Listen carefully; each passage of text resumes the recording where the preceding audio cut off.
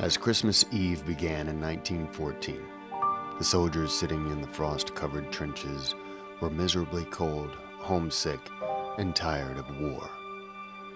The politicians and generals who were somewhere resting cozily at home or sipping alcoholic beverages in a heated room had told them that the war would be over before the leaves fall. 5 months earlier, their leaders had announced they must go to war to save themselves, their families, and their country. Citizens cheered as they flocked to the streets and town squares. After all, they were the good guys. Their enemies were bad, and 1914 was a glorious time to be alive. For 5 months, the good guys killed the bad guys. A week before Christmas Eve, attacking Allied soldiers were cut down mercilessly by machine gun fire from the German line. This night, however, was different. Christmas trees suddenly began appearing on top of the parapets all along the same German line. The very men who fired the deadly weapons that butchered their friends were now singing Still Not and yelling Christmas greetings to them across no man's land. Allied soldiers sang their own carols and responded with their Yuletide greetings. Soon, soldiers began to show themselves, slowly and cautiously. They began climbing out of their trenches to meet their enemy and arrange a truce. They shook hands, exchanged Christmas greetings, and agreed to assist each other in the recovery and burial of the dead. Opposing sides carried the dead together. Others exchanged gifts such as chocolate, food, tobacco, and beverages, as well as stories. In other parts of the front, men sat on parapets and sang to their enemies, followed by applause and cheers. The one thing clearly missing from these legendary scenes was hatred among the enemy soldiers as they behaved like old chums from school.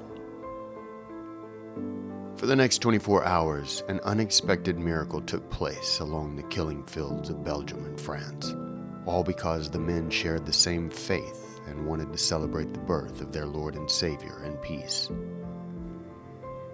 Pope Benedict XV had been pleading to both the Central and Allied powers for such an armistice over the holidays, but even he would have shed a tear at the sights unfolding all along the front lines. Catholics, Protestants, and Orthodox had waged war on each other for centuries due to differing Christian ideologies. But when it came down to it, they did, after all, still worship the same deity. That bound all the nations of Europe together. For a large majority of the Europeans, Jesus Christ was their Lord and Savior, and the occasion of his birth brought forth peace and harmony for a moment in this cataclysmic war. Once Christmas Day 1914 ended, the soldiers were reluctant to resume the conflict. In fact, there were instances of soldiers firing above their so-called enemies' heads after the truce to prevent killing them. They were nothing like what they had been told for so long. Such harmony existed on that evening that there were even discussions among the troops of a New Year's truce.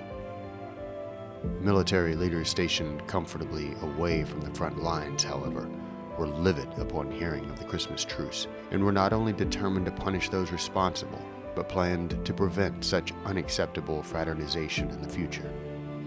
This peace and love would undermine the fighting spirit of their soldiers. How could an army expect to maintain a war if soldiers felt amity instead of hatred for their enemies? This ensured that no such goodwill would exist the following Christmas or any other holiday thereafter, as the war and barbarity continued until November 11th, 1918. Ironically and unfortunately, church attendance among Europeans has plummeted, and those living on that continent may no longer feel the need to celebrate the true meaning of Christmas. In 1914, it miraculously brought about peace and goodwill in the most unlikely of places. More than 100 years later, we would all do well to remember those soldiers, the day, and its true meaning.